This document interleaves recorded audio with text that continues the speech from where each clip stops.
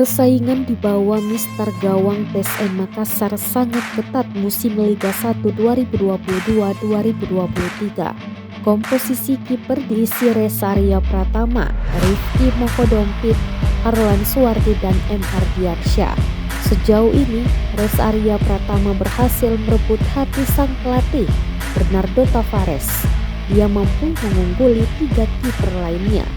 Kiper 22 tahun ini terus menjalani pilihan di bawah Mister Gawang Laskar Pinisi di berbagai kompetisi. Ia menjadi benteng tangguh di bawah gawang, memiliki kemampuan membaca bola, refleks, dan penempatan posisi yang menjadi kelebihannya.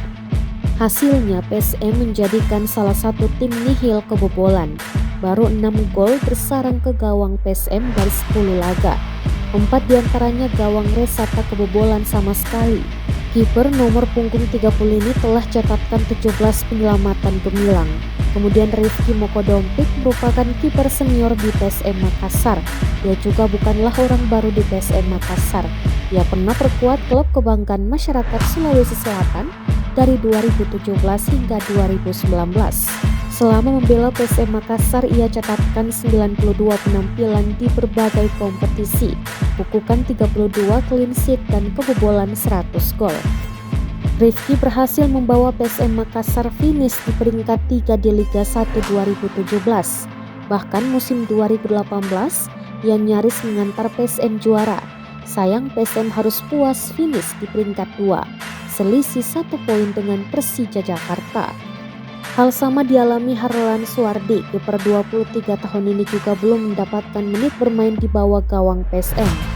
Sementara M. Ardiansyah, salah satu kiper muda dimiliki PSM, usianya baru 19 tahun. Namun Ardiansyah belum pernah mendapatkan menit bermain bersama PSM. Ia masih berada di bawah bayang-bayang seniornya. Bernardo Tavares angkat bicara terkait persaingan di posisi penjaga gawang PSM. Ia menyampaikan pemain yang bekerja keras di latihan akan mendapatkan kesempatan bermain. Walau pelatih berkebangsaan Portugal ini belum bisa memastikan waktu kapan, tapi ia menjamin kesempatan itu akan ada.